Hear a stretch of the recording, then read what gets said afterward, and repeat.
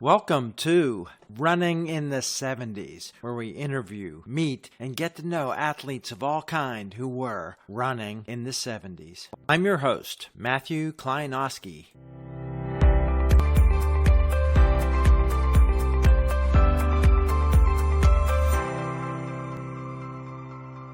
Today, we are back on the West Coast with a runner who was there in the 70s with a lot of runners that were breaking new ground and as the running boom was really taking hold. Today on the podcast, Don Beckwith. Hi, Don. Hello. Let's tell people your background. Where did you grow up? What was sports like and what was competition meaningful for you starting out as a kid? It's funny. I actually started out chasing a yellow bus to school when I was in the fourth grade. Actually, not chasing it, trying to beat it to school. I was born in a Army Quonset hut at Camp Hanford, which is a nuclear power plant. And so go figure, I have atrial fib problems, electrical. I grew up mostly in McMinnville, Oregon, which is about halfway from the coast to the coast, Pacific Northwest coast from Portland, Oregon. Pretty much all my formative years were there all the way through high school. Yeah. I think the bus driver used to let me beat him there. When did you get into competitive athletics? I started competing when I was about, oh my goodness, probably 11, 12 years old, 10 or 11. There's a fellow who was a longtime coach at Willamette University, used to have some just all-comers meets for all age groups. Started out there and got a hook in me, and that's where I started competing. Enjoyed it. Was that just running in tennis shoes?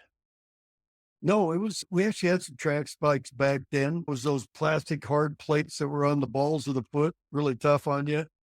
Running that in Junior Olympics, all of that was in competitive gear. Let's talk about your high school age frame. What year was that? Okay, I graduated when I was 17 years old out of McMinnville. We had a 3-year high school and a 7th, 8th, and 9th grade to middle school. I went into high school in 1971. That was a key time for one of the milestones of U.S. Olympics. Television was wide. What do you remember about the sport of running as a fan then? Well, it's funny. I'm probably not the hugest fan. And what I mean by that is not that I don't like it, but I enjoy competing a lot more. I picked up more on a lot of the runners that were around outside of Oregon later on in life through the internet. But I just like to compete, always have. Looking forward to trying to compete here again pretty soon. Let's finish off high school. What was the level of coaching and what kind of training and mileage and success did you have in high school? Not much in the way of coach, unfortunately. Had a pretty nice coach, hell of a nice guy. Ronald Ellsbury was his name. May rest in peace. Died a little earlier than he should have, but he was my drafting teacher in high school. I was pretty much stuck on my own. I did get some help. I ran quite a bit with Linfield College, is also in McMinnville. They always had a pretty good track program. They had some pretty good runners out of high school that were competing there. I ran with them a lot. I started out with some pretty high mileage, probably 10, 15 miles a day when I was 10 years old, a little bit obsessive. It wasn't anything fast, but that's how I started out. Probably never got where I should have with interval training till even after probably I was done with the University of Oregon with Coach Dillinger. So always high mileage, too high mileage. I want to get the feel for the West Coast. So I grew up on the East Coast in Pennsylvania. Was there women's program in your high school then? There was, yes. We had a lot of people coming out, a lot of people out track. The head coach was fairly good too. We had some fairly good teams.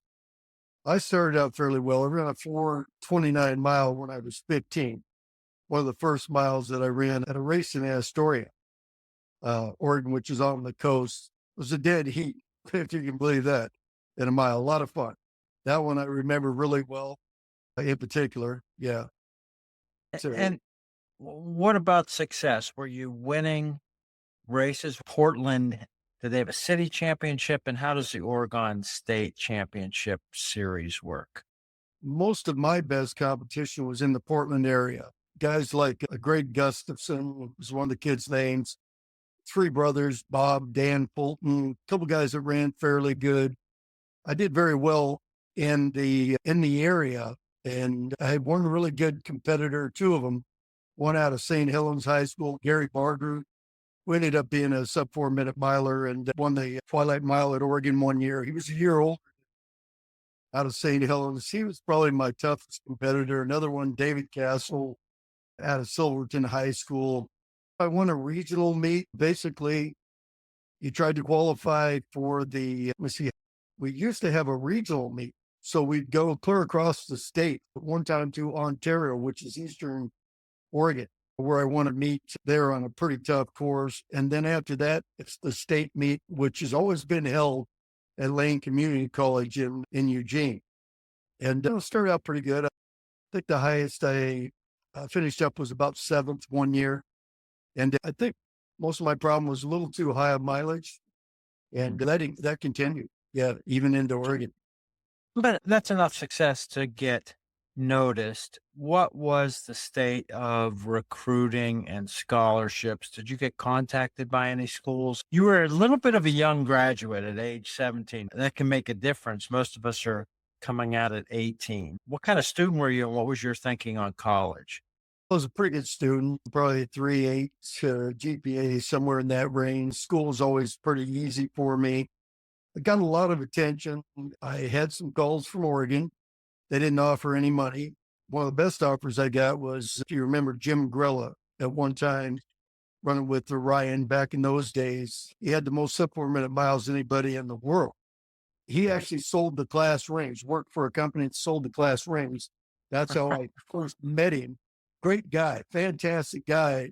And I probably should have taken him up on his offer because it was a full ride. And at that time, to the University of Portland was a $10,000 just in tuition. And they were going to pay everything, room and board and all that. But I elected to go to Oregon mainly because Pre was my idol, my big inspiration. I wanted to run with him. Did you pay attention to the 72 Olympics? Yeah, paid attention pretty much. Didn't get down to see it. So I wasn't that big of a track fan. Paid attention to what was going on, and especially with Dave Waddle. And actually, I did get down to see that race. I saw him race. The trials. Yeah.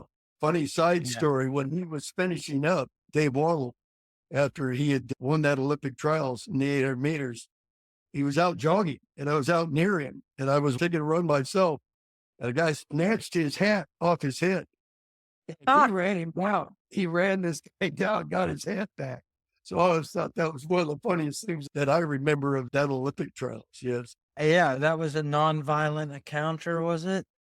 It was, but it was just funny. One of those funny things. That's good. If I could have had a photo of his face when the guy snatched it, he went after him. It was pretty funny. He was Yeah, that's like grabbing the record-breaking home run baseball today. That might be, who knows what would have happened. All right, so you get to Oregon, and you had been running high mileage as a high schooler. You're in the most heralded and iconic program at that point. What was it like as a freshman entering Oregon? It's funny. I never really looked at it that way. Obviously, there was a lot of good runners down there. I wanted to run with Pre, and I knew I was going to have to pay for my old college and education. As soon as I graduated in early June in 73, I started a painting business when I was 13 years old. So I was painting houses to give you an idea of the mileage. I'd get up at 6 a.m. and work till 2 in the afternoon. Then I'd take a lunch. Then I worked at a plywood mill from 3 o'clock till 11 o'clock in the evening. Then I'd jump in my shorts and I'd do a 5-minute pace 10 miler. I did that almost every day for 3 months before I got down to Oregon. So it's fairly strong when I got in there. I think, yeah, that's a good base for a freshman coming in, but you were a short to middle distance racer. So cross country, what happened when you entered? I was always fairly quick. I certainly wasn't as fast as somebody like Ryan or Mike Boit that could run 46 second quarters, but I could run in the 48.9 range. with a rolling start. Another thing I did in high school that really didn't help, was not too good, is almost every meet I ever had in high school, I'd run the mile, then I'd run the 880, then I'd run the 2 mile. And while I was warming down, relaxing, then I'd finish up with the mile relay. So I get into Oregon, and Oregon's incredible. I love cross country, but for some reason, I just could never really run 10K as well as I thought I could, or 5K. I was more a miler, should have stuck more to the 800 meters, quarter mile. But anyway, when we got in there, we had no meets in cross country. We ran no meets. All we did was train. And then we went to a Tokatee golf course, and that's where they picked the team. Top 7 guys made it. But before that happened, we do a workout that was a lot of fun to do. I really enjoyed it. It was 2 times a 1 mile on the track, in gear, in spikes, with a 10-minute jog rest in between the 2 miles. And of course, I'd probably run 4:22 as a sophomore. And then as a senior in high school, I'd ran 4:22 again. Just never, I'm pretty certain that had most to do with it. But when we first get there, I ran that 2 times a 1 mile. The first, I think it was a 4:20 and a 4:18. And they were real easy. So I thought, damn, I'm getting fit. And that was, I'd say, in late September, October. Then we did the workout again before the track season, which would have been before March. And I ran 2 4:16s with Terry Williams, who obviously was a pretty good runner down at Oregon and had national record at either 6 miles or 10K. I get him mixed up with Rudy Chapa, was in that same range in the 10K. And so that's how it all started out. It was challenging. I jumped in there, figured I could run with anybody, and I gave it a good shot.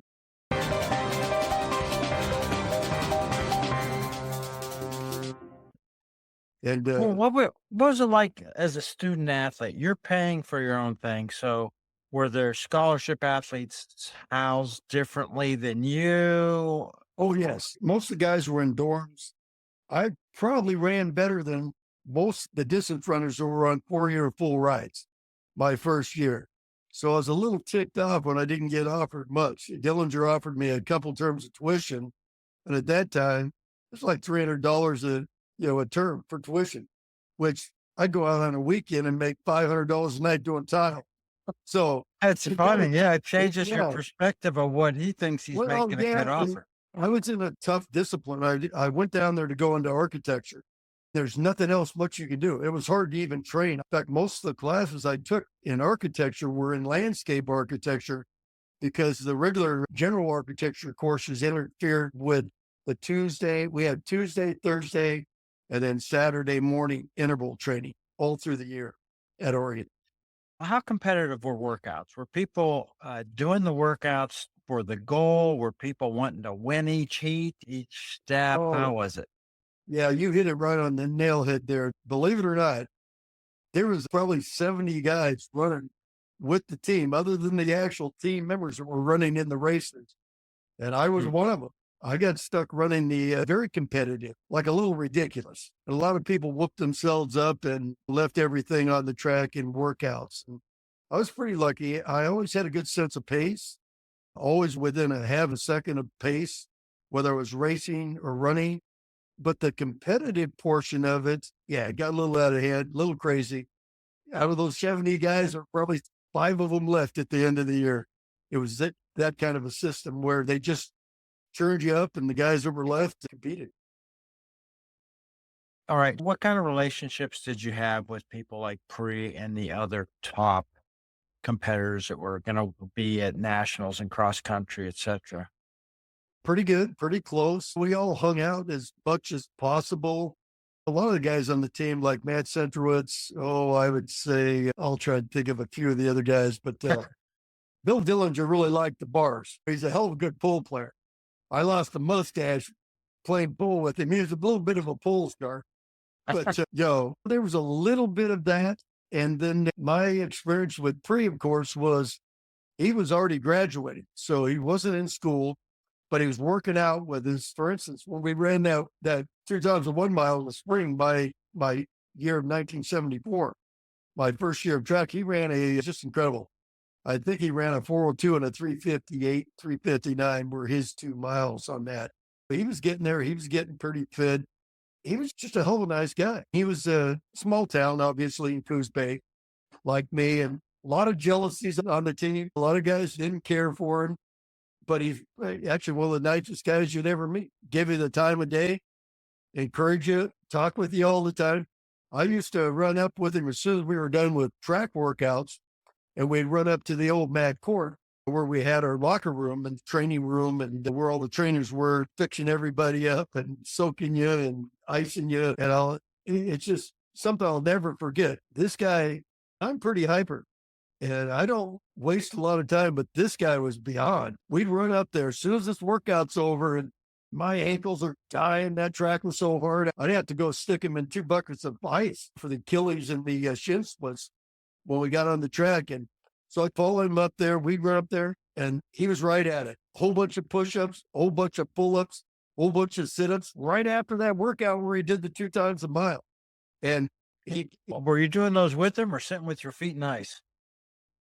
no, that was part of the workout. We all ran that together. It was probably a group of, oh my goodness, probably a good group of 20 guys, 12, 15, 20 guys at that running those workouts. So there was always 2 or 3 groups and they were running groups that were comparable to about where their fitness was at that time and how well they were racing.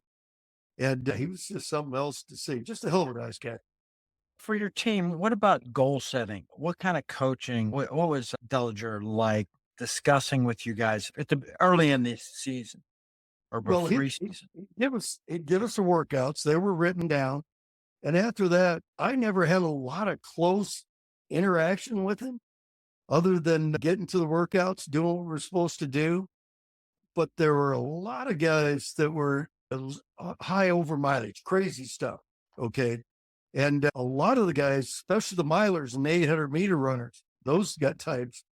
If he wanted you to do a 7-mile run in the morning, 6-minute pace, most of those guys were sleeping in, not running at all. The ones that were smart. Okay. That's kind of the way it went. And then a lot of them, the plotters, the guys that were real tough, like Terry Williams and Dave Taylor, those types that like that high mileage. Of course, they went ahead and did it. But yeah, I think that's the way it was. They're just, a lot of the morning runs were on their own, but they were quick. Some 6-minute, 5-minute pace sometimes in the morning. And unfortunately for me, I never got in. So the guys that got injured, it sounds like a funny thing to say, but if it's They got some days off. no, you take it easy. You take some time off, and I never did. So I think I was pretty dead. My legs were dead a lot of time for racing. But yeah, a lot of guys, the ones that really competed well, probably one of the most notable guys, one of the most fantastically talented guys I ever run with was a fellow named Scott Daggett. And he was running at the time, Priya was running sub 4-minute miler. But I mean, that guy was pretty wild. He'd run a 3:57 one week in California. Next week, he'd run a 4:30 mile. So you had those kind of types. There's just so many different types of individuals there running when I was there. How big a team was traveling for? How did you travel for track meets?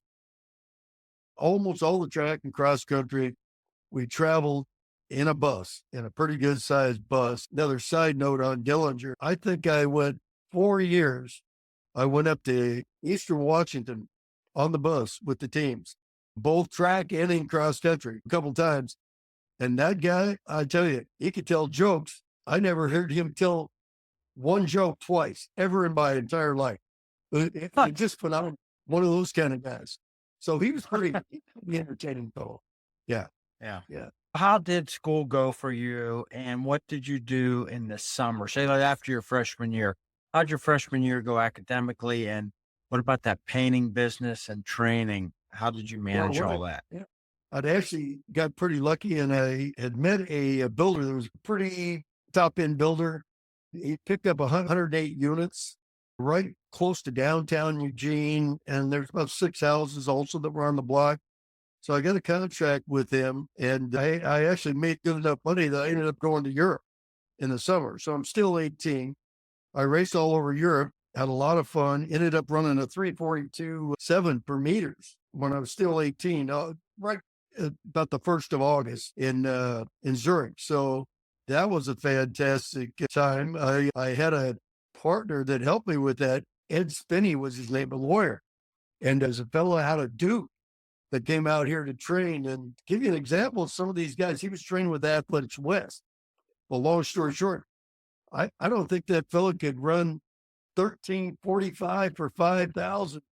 He jumps in with Harry Johnson in that high mileage training that everybody hated. And he ends up running a 3:57 mile. That's just the type of individuals that were down there running and racing, going to school or just hanging out. Tell me about an 18-year-old doing a bit of Europe. How did you find these meets? How did you get entered? What was the arrangements for that?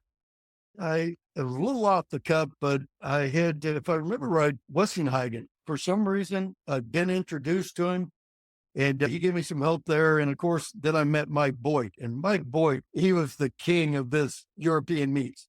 If you wanted to figure out where to go, what to do, that was the guy to trade with him for about a year. So he was pretty interesting. That's where I got most of my information. I just got on a plane, flew over there, got one of the train passes, and started out in England, of course, ran in Munich, ran in Belgium, real good time, ran in Lausanne, Switzerland, 2 or 3 places in Switzerland.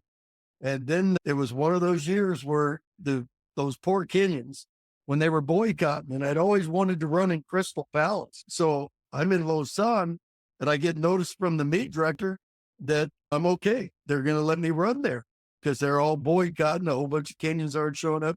So I tried to make it on a train I was running out of money, tried to make it on a train through France. And I didn't speak any French. And boy, I didn't get any help. I missed my connections. I never even made it to the beat. Other than that, it was a fantastic time. I wish I'd have went back and did some more.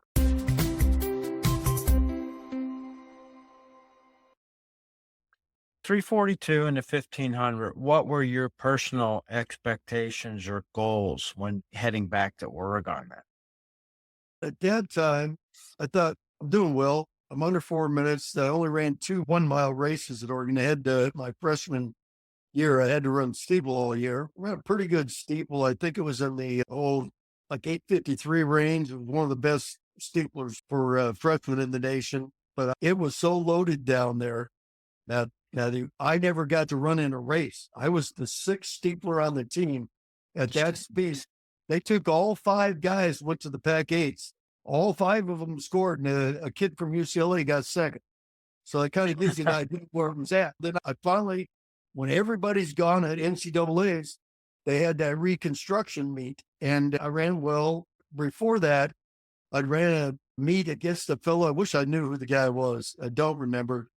But it was really a JV meet on the Oregon track against Oregon State University. And a real fun race. I'm fit as hell, real strong, not a lot of speed. And I pretty much was a front runner too. I like to get out front and push the pace a bit. And I got out, I'm leading this whole race and I'm on a pretty good pace. I'm hitting 62s. I think, whoa, I'm gonna get a good time, right? I'm doing well and I'm pretty quick. I don't think I'm gonna lose this one.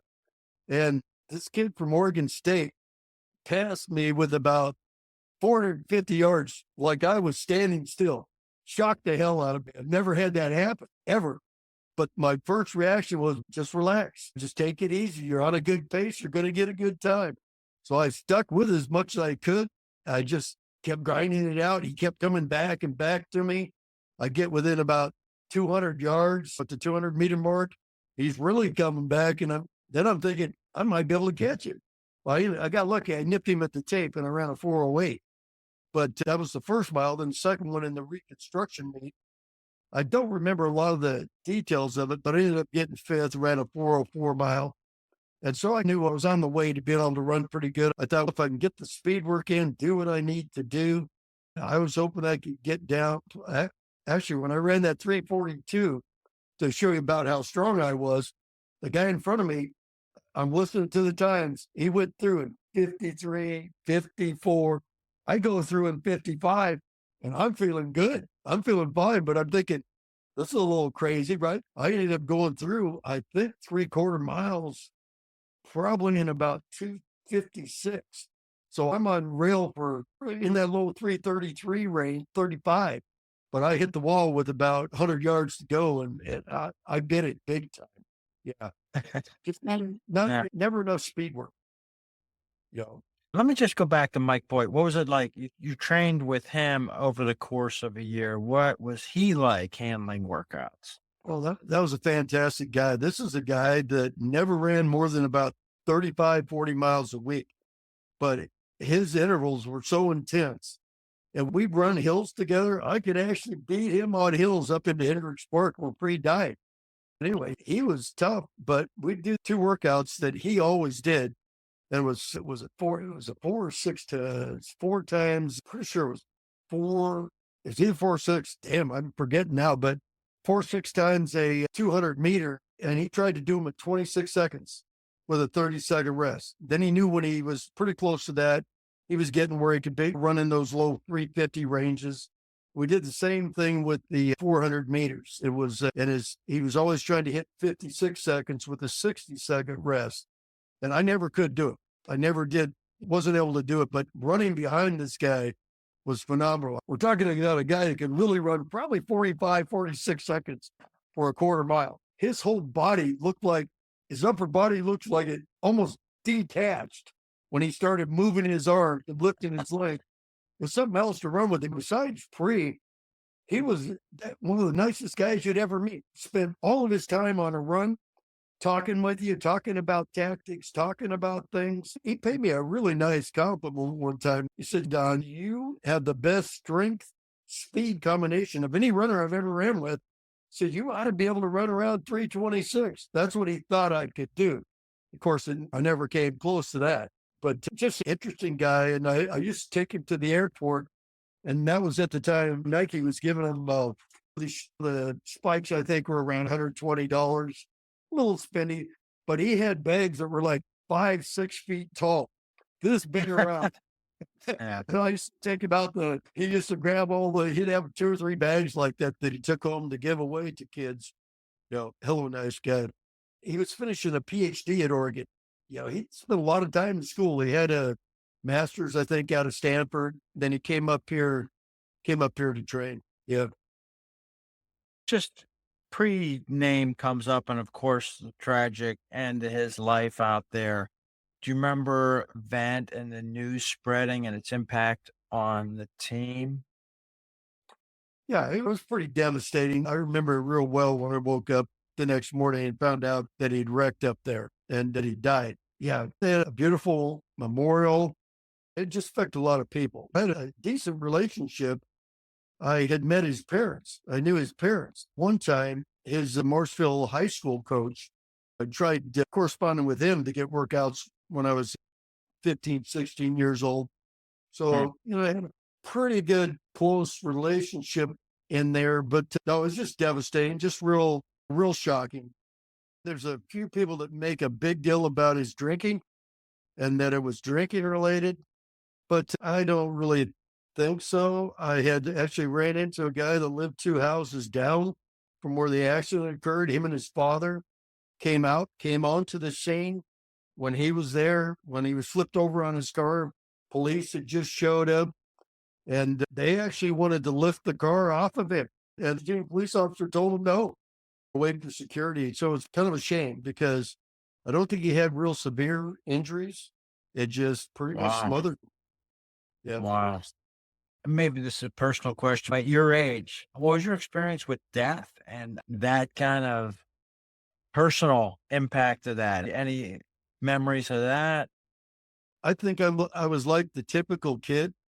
I don't think it really affected me that much other than, damn, boy, that's some bad luck. But Yeah. I never really have contemplated the death thing till later here in life. I've had a quadruple bypass. I've died 3 or 4 different times over the last 7.5 years. So I have a totally different idea of it now. I could care less. I'm just going to take advantage of every day that you get. So it didn't affect me long term. Other than he was a great guy. It was a big loss. And it would have been the real sad thing is that he was finally doing the interval workouts that he didn't do before the 72 Olympics.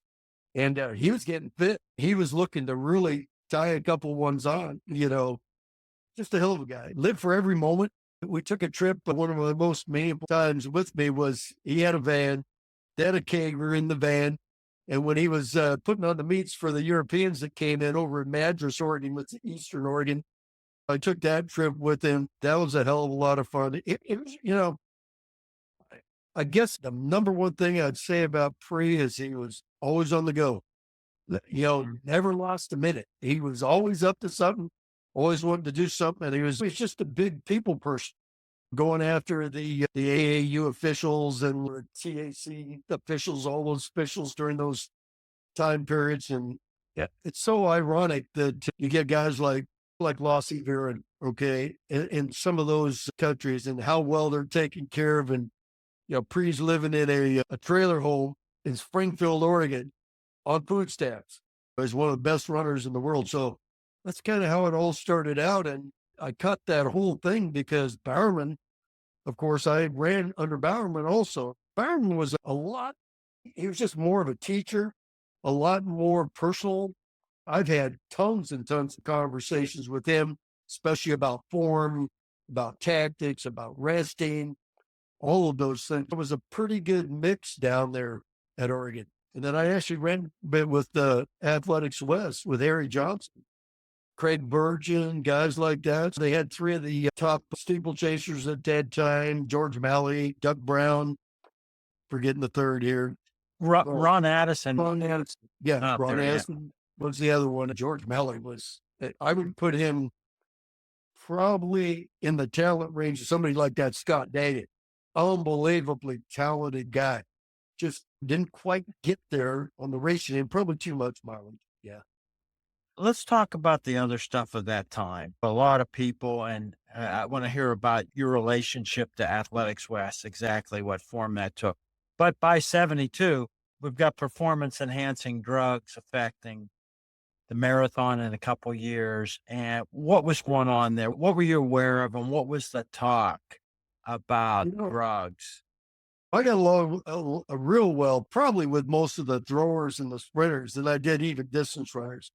I've noticed late in life, I figured it out, but these distance runners are pretty cliquish. Okay. I don't think I ever really fit into the mold of the clique. And so I was a little more hands off, got along with some of the other guys. So of course, you pick up more on what's going on with the steroids and all that with Mac Wilkins, all the guys that were training at that time that were some pretty great athletes. And not really much on the running side of it. There was actually some rumors. Pre all of a sudden got pretty hairy. But then I even suggested that maybe he was trying some steroids. I don't think so. But not really much with the distance runners. So we read more about it now than I was aware of then during that time. What about money? Of course, Pre was involved in that, trying to change the nature of the sport that would happen in a few years. And you getting involved with Athletics West. Did you get gear? Did you get expenses? What was your relationship with that? Well, I was getting gear. I never did get the payments they brought out a whole crew of people, whole track team, all the disciplines in track and field, and they put them up, paid them pretty well. I didn't get any of that.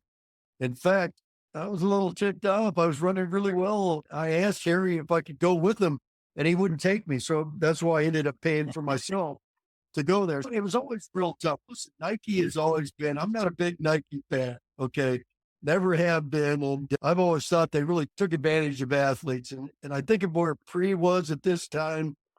Then you look at guys like Phil Knight, worth $86 billion. And it's always been that way. And they still use his likeness to this day. So it's just that kind of thing that it was tough. You either had to work.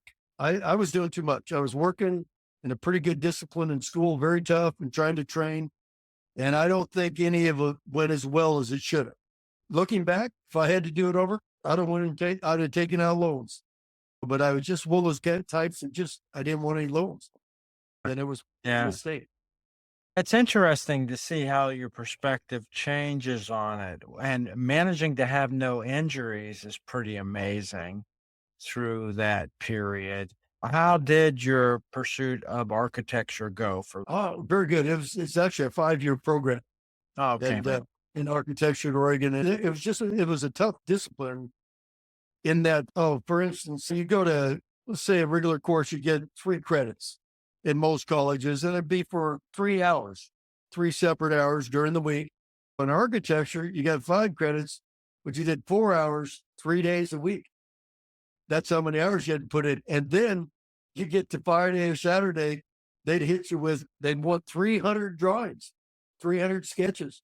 And you're up all night doing projects. And the sleep thing, the sleep deprivation was probably not good. And unfortunately for me, until probably 2 years ago, I never really have slept more than 4 or 5 hours a night. And I'm pretty certain that was not good.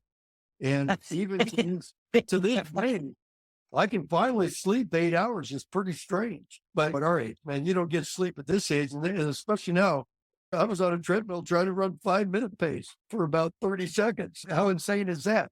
I'm 4 months out of a quadruple bypass, but I know when to shut it down. I've always been able to know when to shut it down so that I don't get injured. I maybe be a little sore for a couple of days, jump back on it and get at it. But I've always had a good sense of when to stop. You know, It's an interesting thing to be able to balance keeping yourself healthy and that competitive drive. I think you had a sense that you weren't quite getting all the juice for the squeeze that Mike Boit saw potential there. How were you psychologically handling what you were able to accomplish? You're doing all this, managing your academic career and your life. How was that jiving with your competitiveness? yeah, probably a little ADHD involved there, but it didn't seem like a problem to me. I don't remember a lot of past things. I pretty much just concentrate on the here and now of the day. And I always had it's funny. That's a funny question that you ask, because when I was in high school, when I ended up running 420, 422 for a mile, I don't even think at that time I was even thinking 4 minute miles, that kind of thing. But as soon as you just slowly progress and you see how guys that are very good are doing, especially when you're working out with them every day, pretty soon it clicks in real fast. And then you get to thinking, damn, I think I can do this, I can do that. And if you don't think you can do it, you're never going to do it. That's basically it. And some of the guys down there, they were really hard to deal with that were racing, really some megalomaniacs. One of the guys that was probably the most competitive and was probably the most exciting to be around besides Free was Paul Geis. Okay, so when Paul Geis showed up and Paul Geis was on the scene, pretty interesting things going on. Typical Texan. Everybody on the team hated the guy. I swear to God, there wasn't a guy that liked Paul Geis. And the funny part is, but he's the big star, right? And to give you an example, we had a winter day that was so icy that you couldn't run outside. So they had a pretty good loop around Mac Court. And so we're up there, we're a bunch of the distance runners, we're in there, we're doing a workout, we're doing some laps. And so I think it was Paul who suggested doing it. I don't think he ever did any hurdling in his life, but he decides to set up some hurdles. So we're all running around these hurdles. And I'm an excellent hurdler. Just luckily I am. Definitely not some of the steepers that are great. But anyway, we're running around this loop. And to give you an idea about Paul, we bumped into each other and he fell down with the hurdle, probably 170 pounds at that time. I was never a small miler. And he goes down, he hits his hands and he comes up swinging with a closed fist. No kidding. So the only thing I did is I just hit him with both palms and he went sliding on his ass. And I'm thinking, I wanted to hit him. And then I thought, I can't do that. I'm trying to get a scholarship and run on the team. And the funniest part of that whole affair was for the next 4 weeks, all I heard was all the other guys on the team that said, God, we wish you'd have just knocked him out. But One chance. I got a well, great later on, but it was just funny. But that's how competitive it was. When I got third behind Free in the 10K, for some reason I had a great day. But all the milers, the whole team used to sit above. When you first came into the south end of the track, there was an equipment room, and up above is where all the athletes were. There's probably 40, 50 guys up there, and they all had bets on what lap I was going to drop out of this 10K. That's how competitive it was.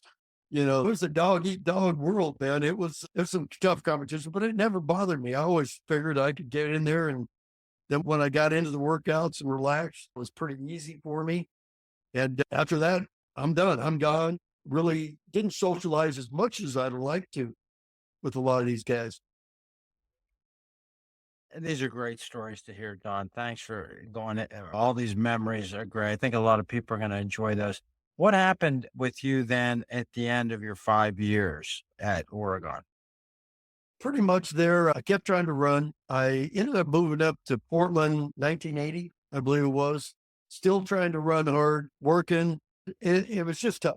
It was pretty tough. I ended up doing fairly well. I got a second and a third place in the Portland Marathon, 5:20 pace, that kind of thing. Ran some pretty good races. They used to have a bridge to bridge run. They just built a new 205 bridge. I got seventh out there. It was an international race, pretty good. 7 point some miles. So it went like that. Never really got back on the track like I'd have liked to have. I just came across some photos the other day where I think I'd run probably a 4:16, 18 mile as a master's, pretty close to 30 years of age. And that's pretty much it. I just kept trying to do it. It never quite worked out, obviously, but it's the running and the training that I enjoyed. We've all got to go through these passages where at some point things stop. Some people are able to go have a professional career and so on afterwards. How did you deal with that lack of the training? You enjoyed the training. When you said, okay, I'm going to let that go. How was that for you transition? Yeah, I don't think I ever really let it go, to be honest with you. I didn't get to compete a lot when I was at Oregon. I never competed as much I liked Right. throughout, but that's why I'm looking at doing some master training and competing here coming up pretty soon. But I had a pretty dead spot here for the last 7.5 years. I got injured. I had a stroke when I was 55 years old. Still trying to train. I think I was around 202, 203, 800 meter fitness at that time. And all of a sudden I had a stroke come out of nowhere. Then I finally figured out I was getting ready to head down to a meet in Sacramento, a World Masters meet. And I'm working for a fellow that I used to run with. He's about 17 years older than me. Norm Oyler, owns a construction company. Long story short, I'm up working on his buildings, wheel bearing concrete, up pretty good inclines, fit as hell. We were working 12-hour days. I take off and run a 10-mile run in the middle of the day, come back and work. So I'm leaving one. I just about was ready to pick up a skill saw, and my whole right arm just goes totally numb, paralyzed. Anyway, long story short, I ended up figuring out that I had AFib, but I went down to that Sacramento meet and I took 3 or 4 weeks off because I thought, boy, something's going on here. Talked to a cardiologist, got some testing done late in August. This was in July, but I jumped into this race and I'm doing well. I'm at 61 on the first lap. There's 2 or 3 guys right in front of me. I'm thinking, I'll outkick these guys. I may run 159 world record for my age group. And holy, with about 350 to go, I thought I was going to die. Took me about a minute to finish the race. And this is 9 in the morning. I went back to my hotel room, went to sleep, and slept till 1 the next morning. And I couldn't get out of bed so that's been a real drag for about 7.5 years. So I missed some time there. I'm looking forward to get back into training. Yeah. All through this So, time, I've always tried to train. so where are you now in training? What's your outlook for actually be able to train well enough to run a race? Yeah, to be honest with you, I've always liked, as far as my training goes, I never liked jumping into intervals where the typical distance runner, Dillinger workout, jump on the track, do 6 times a mile. That shit is hard, right? It's just too hard. So me, I've always been the other way around. I'll start running hundreds. I'll start running 220s, 300s. Then as soon as I get my speed to where it's fairly decent and you got that range of motion, you know what I'm talking about. Then I'll start moving up and doing that. But I will probably start out with 400-meter racing, try to really get some 800-meter. And then if I can get fit enough, I'll try. And I'm actually shooting for, I'd like to run, there's a pre-mile in the pre-meet, July 5th of 2025, which is the 50th year anniversary of the meet. I'm looking forward to that. We'll see. But this stuff is real tough. It's difficult. Well, you're real tough, Don. It's really good to hear. It's a very big inspiration to people. I got in shape and ran it when I turned 60. I started steeplechasing and I ran the 800 meters. No way. I won the Steeple. Ontario championships for a couple. Running the steeplechase when you're That's 60 is more about being the one that's willing to do it. that's totally insane. That's the hardest race that Brett could fill. Kudos to you. I'll tell you what, I don't think I'd run a steeple. Again, The thing was, we were headed to having the Masters Championships in Toronto in 2020. I It know. was going to be here if we hadn't had COVID. And I thought if I just really focus, I might be able to make the final. And so I had a goal of making the finals at the Masters, and that all went with COVID. It's pretty How was it? inspirational. It'll be fun to How see was you what left? you get up to. Yeah, it's a good How community was for anybody who hasn't done master sport.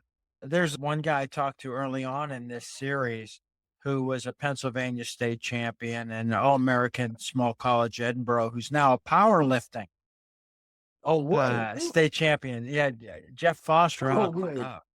out in Wyoming and he does powerlifting now. And it's weird to think about, but he's a big guy like you. I guess he's got fast twitch muscles too, but he's a guy like you that kind of thrived on the distance. I still do leg weights because, and not heavy, but I do them because I've had a lot of luck with the leg weights. I think you get some strength you can't even get from hills or otherwise. In coaching, I had some girls at St. Mary's Academy downtown, couldn't run 20, 30 miles a week, had them doing the same kind of program. There's other things you can do. I get on a bike a lot. Now, when I'm wiped out, I can't, after I'm done with a run, I'll try and take some bike rides for 2 days. I hate swimming unless I'm in 90-degree water. So I do that too. If I like, if I could do it, but these other types of things you should do, you got to jump right back in there. That'd be a lot of fun. I lived overseas a lot and I did some triathlons where it was always warm. Give me a summary real quick of what your coaching experience was. Did you have a good experience coaching? Coaching the girls. Oh, that was fantastic. When I was running in high school, I met a fellow, ended up being a national champion at 400 meters in the mile relay, Coral Shaw. And he just passed away this last year, sad. But him and I were both coaching down there. It was a great experience, a lot of fun. At that time, it was an all-girls school.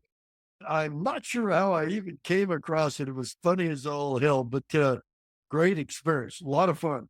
To be honest with you, I enjoy going to the meets more, watching the girls. They're much more competitive. They're not into themselves like the guys are. They're fun to watch. You get 10th place, 15th place is running just as hard as first place. So I've always really enjoyed the girls. And that was a fantastic experience. I coach a lot of basketball team, boys too. I still referee high school and small college basketball. So I'm still involved with a lot of the kids. It's just a lot of fun. Yeah. I Yeah. don't know what, it's inspirational, a lot of fun being around. I'm a kid myself. Unfortunately, I've never grown up, so I get along well with the young ones. You've had a great journey, good storytelling, Don. It's fun to spend time with you going over this and hearing some of these things, some of these stories I've never heard before, and some of your insights, and your attitude's great. And you face big health challenges and you're just looking forward. Good luck with everything. We'll look forward to seeing what happens out there on the track and on the roads with you. I'll give you another really good tidbit most people don't know. I was fairly close to Bill Bowerman. He coached me for quite a while, even after I was done at Oregon with Bill Dillinger. And I actually was pissed at Bill for a long time. And now I'm going to go down and I'd like to make up with him. I've forgiven him. I thought he really did me wrong. But now that I think about it, it's something I should let go of. And he's getting up there in age. But the funny thing was that Bill Bowerman, he did not want to quit coaching. Okay. They had a state mandated retirement age in Oregon at the time that he had to stop working and he couldn't coach any longer. Of course, Dillinger was his protege. He was going to be the coach, and they had a little deal going where he wanted to remain as the coach and he was going to let Bill Dillinger collect the salary. Never worked out. And that caused a huge rift between those two. But it just shows you how they're just different personalities. Let's just name drop a few of the other big stars that you crossed paths with. We'll have Alex Kasich on here a little bit, an Athletics West guy for 8 years. Mary Decker, Athletics West. Or what was your path crossing with Mary? Oh, she was fantastic. She was running. She was fairly young too. I can't remember her age when she first came in, but couldn't have been much more than 17, 18. She was young, but a great gal. Fun to be around. Pretty weird to be out running with a girl at 5 minute pace on runs. Okay. She could do that. It was pretty fantastic. And I'd go out. I was at that time, I was even going out with Ron Tabb, and I was running 20, 22 mileage with him at sub 5 minute pace.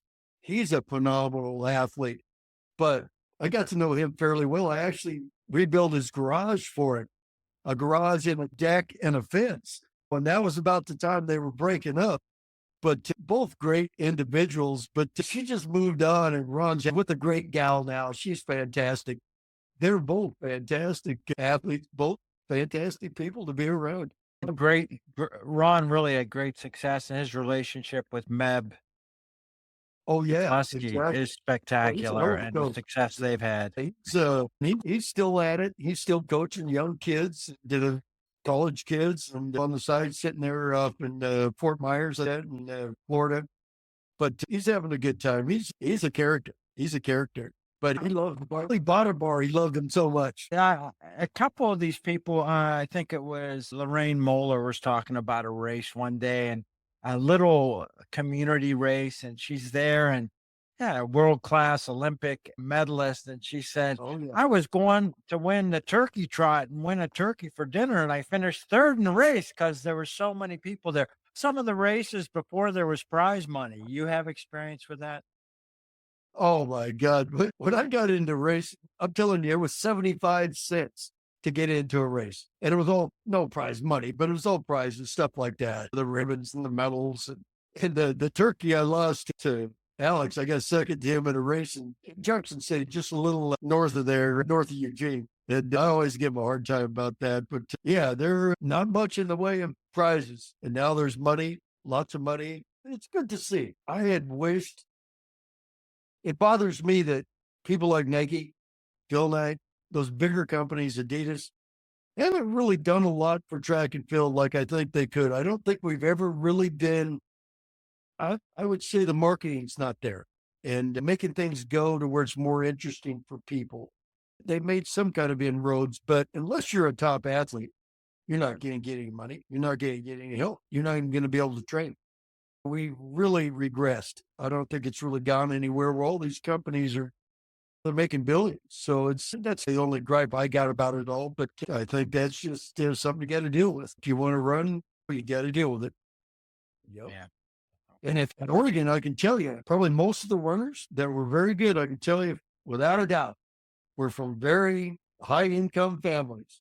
Guys like Paul Geis, Scott Daggett, Benz, Mark Feig, all the guys that were really top level. Generally, they had some financial backing that was way beyond what the normal guy would have. So it's never been on a real fair, equal level anyway. So, but you figure it's just more fun to beat them. If you beat them. It's great stuff, of the history of running. You were in a place where, like you just said, it's legendary. Movies are made and stories are told. It's pretty cool. Oh, no, it's fantastic. They had a basketball team down there that Bill Walton played. I got a front row seat in that court where UCLA hadn't lost a game. They didn't lose a game all year to the NCAA championship, but they lost against Ernie Kent at Oregon. I didn't remember that they play. I didn't. Yeah, it didn't dawn on me they played at Oregon. All Yeah, right. they played in that court there. That was the only game they lost that season. Yeah. Just the incredible athletes down there. I'm a big basketball fan. They had the wrestlers down there were fantastic. We had a few wrestlers in high school that were first in world Greco-Roman wrestling. Just been around athletes forever, and it's always been just really interesting. So a lot of different characters, especially the weight men and the throwers at Oregon. Mac Wilkins is a fantastic guy. If you've ever met him, and he looked like a great guy. When I first met him, you meet him now, he's 20, 30 pounds lighter than me. And so that whole steroid thing and all that stuff, it's incredible, especially with these new records and the new, the women's running 209.